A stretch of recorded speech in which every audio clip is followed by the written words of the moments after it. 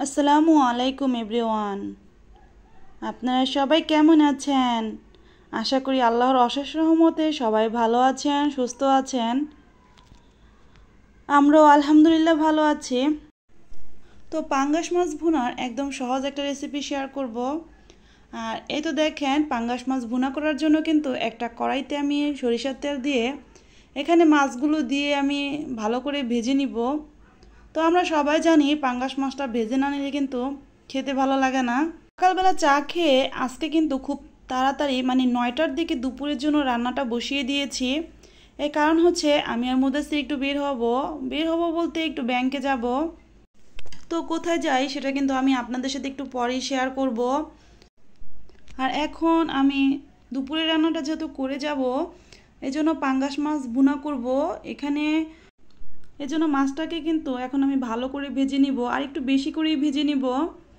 তো মাছ ভাজতে ভাজতে আমার আপু ভাইয়াদেরকে আমার সেই প্রতিদিনকার একটাই কথা, আমার কথায় ও কাজে যদি কোনো ভুল ত্রুটি হয়ে থাকে প্লিজ ক্ষমা সুন্দর দৃষ্টিতে দেখবেন।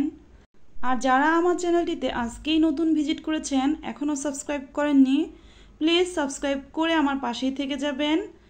আপনারা আমার পাশে থাকবেন, আমিও আপনাদের পাশে থাকবো ইনশাআল্লাহ। আর আমার প্রাণপ্রিয় ভাইয়া আপুদের সাথে কথা বলতে বলতে এখানে আমি মাছটাকে ভেজে নিচ্ছি।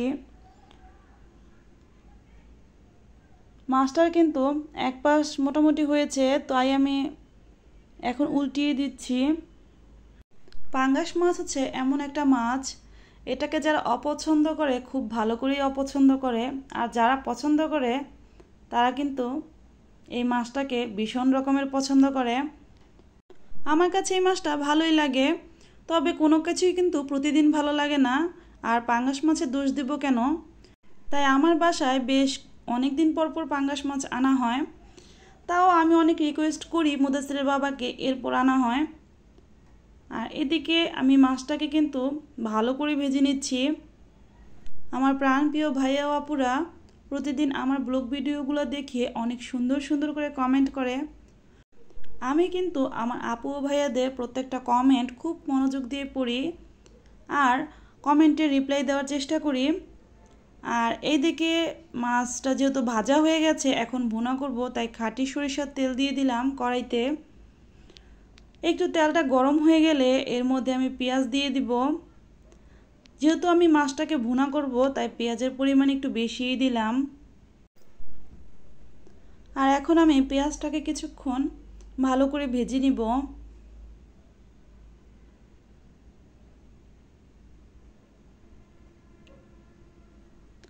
আমার নতুন ভাই ও আপুদের উদ্দেশ্যে একটা কথা বলি, যারা আমার চ্যানেলটিকে সাবস্ক্রাইব করবেন প্লিজ ফুল ভিডিও দেখে সাবস্ক্রাইব করবেন।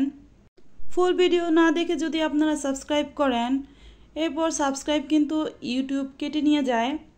তাই আমি সবসময় বলি দয়া করে আপনারা ফুল ভিডিওটা দেখে সাবস্ক্রাইব করবেন।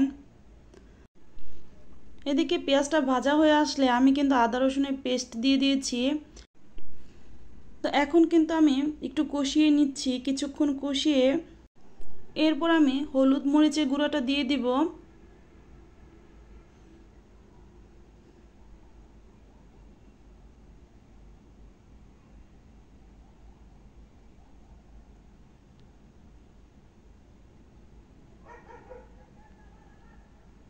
এখন হলুদের গুঁড়া দিয়ে দিলাম, পরিমাণ মতো মরিচের গুঁড়া দিয়ে দিলাম।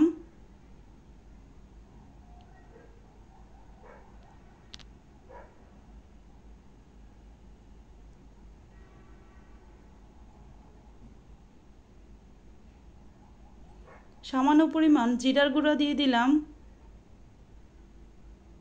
এখন একটু পানি দিয়ে ভালো করে মশলাটা আমি কষিয়ে নিব। ভিডিওর এই পর্যায়ে এসে আমার আপু ও ভাইয়াদেরকে একটা কথা বলি, যারা আমার ভিডিওটি দেখতেছেন একটা লাইক দিতে ভুলে গেছেন, প্লিজ একটা লাইক দিয়ে পুরোটা ভিডিও কন্টিনিউ করবেন। আর এই তো মশলাটা কিন্তু কষিয়ে নেওয়া হয়ে গেছে, এজন্য আমি একটু হালকা পানি দিয়ে এখন কয়েকটা আস্ত কাঁচামরিচ দিয়ে দিলাম। এখন ভালো করে আমি একটু নেড়ে নিচ্ছি। আর এই তো এখন কিন্তু ভেজে রাখা পাঙ্গাস মাছটা আমি দিয়ে দিয়েছি কড়াইতে। যেহেতু আমি পাঙ্গাস মাছটাকে ভুনা করব, তাই বেশি একটা পানি দিইনি। আর মাছটা কিন্তু অনেক বেশি ভেজে নিয়েছিলাম। এর কারণ হচ্ছে এভাবে যদি একটু বেশি করে ভেজে পাঙ্গাস মাছটাকে ভুনা করা হয়, খেতে কিন্তু দুর্দান্ত স্বাদ হয়। আর বিশ্বাস করবেন না, একটু এই পাঙ্গাস মাছের ভুনার ঝোল দিয়েই 1 প্লেট ভাত নিলে কিন্তু নিমিষেই শেষ হয়ে যাবে। তাই বলছি, একদম সহজভাবে এই পাঙ্গাস মাছটা ভুনা করে যারা কখনো খাননি একবার খেয়ে ট্রাই করে দেখবেন, ভীষণ ভীষণ ভালো লাগে খেতে।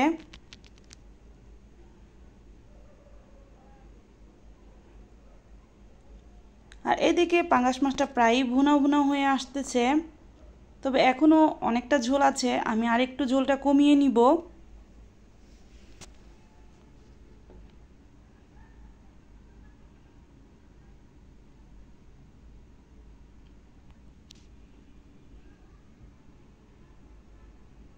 এই তো দেখেন পাঙ্গাস মাছের যে ঝোলটা সেটা মাখো মাখো হয়ে আসছে।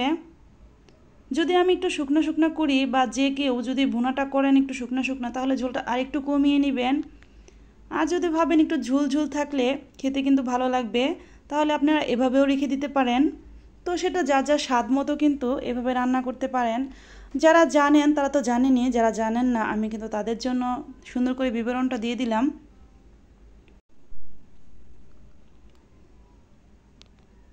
আমি যেহেতু একটু বের হব, তাই শর্টকাট করে আর সিম্পলভাবেই কিন্তু পাঙ্গাস মাছটা ভুনা করে নিলাম। এই তো একদম শুকনা করিনি, আবার একদম ঝোলও রাখিনি, মিডিয়াম রেখেছি।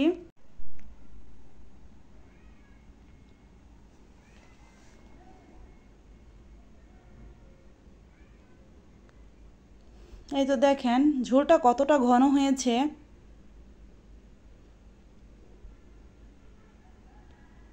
তো আমার পাঙ্গাস মাছ ভুনা করা একদম কমপ্লিট হয়ে গেছে। তো সকালে কিন্তু মুদাসির বাবা পুঁটি মাছ নিয়ে এসেছিল, তাই ঝটপট করে আমি এখানে কয়েকটা পুঁটি মাছ কেটে ভেজে নিচ্ছি। আর এই পুঁটি মাছটা কিন্তু আমার এভাবে ভাজা খেতেই ভালো লাগে। এই পুঁটি মাছটা কেন জানি না রান্না করলে আমার কাছে খালি কাটা কাটা মনে হয়। যদি ভেজে খাই তাহলে আমি একটু খেতে পারি, নাহলে আমি আর খেতে পারি না। আর মুদাসিরের বাবাও কিন্তু সেরকমই, সেও এই পুঁটি মাছটা ভাজাই খেতে পছন্দ করে। তাই পুঁটি মাছটা এনে সে আমাকে বলল এখনই কেটে ভেজে ফেলো, তাই আমিও ভেজে নিচ্ছি। তো আজকে আমাদের দুপুরের খাবারের মেনু পাঙ্গাস মাছ ভুনা, পুঁটি মাছ, আর অনেক সময় আমি ভাতটা করে নিয়েছিলাম। তো আমি কিন্তু সকাল সকাল রান্না করেছি, আর 11টার মধ্যে আমি বের হয়েছি, যেহেতু আমরা এখন ব্যাংকে যাচ্ছি। তো আমরা একটা অটোতে উঠেছি, আর আমি কিন্তু অটো করে যাচ্ছি, মানে অটো রিক্সাগুলো সেটা। মুদাসে কিন্তু রিক্সায় উঠতে বেশ পছন্দ করে, সে উঠে ভীষণ খুশি। যদিও আমরা একটু প্রয়োজনেই যাচ্ছি।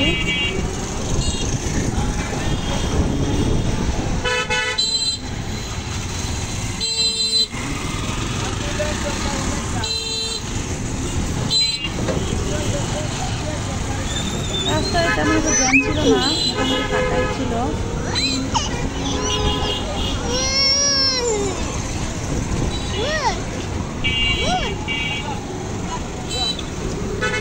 রান্না করে বাসায় যদি রান্না করে কোথাও যাওয়া হয়, এরপর কিন্তু বাসায় গেলে বেশ আরাম লাগে।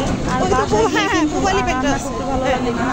তাই আমি যেখানে যাই রান্না করে রেখে আসি, যতই বাহিরে খাই বা এটা ওটা খাই, কিন্তু বাসায় গিয়ে বা রাতে নিরিবিলি কিন্তু ঘরের খাবারটা খেতেই ভালো লাগে।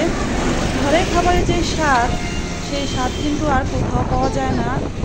আর আমরা যেখানে যাব সেখানে কিন্তু চলে এসেছি, আর এখানে একটা আরএফএলের বেস্ট বাইয়ের শোরুম আছে। তো সেখান দিয়ে যেহেতু আমরা ব্যাংকে যাচ্ছি, তো বেস্ট বাইটা দেখে কিন্তু ইচ্ছে করছিল ভিতরে একটু যাই, কিছু কেনাকাটা করে নিয়ে আসি। আর যাওয়ার সময় কিন্তু সত্যি কিছু একটা কিনেছিলাম, কারণ বেস্ট বাই দেখবো আর ভিতরে ঢুকবো না তা কিন্তু হতেই পারে না। আর এদিকে আমি ব্যাংকে 1 পা 2 পা করে সিঁড়ি দিয়ে উপরে উঠে যাচ্ছি।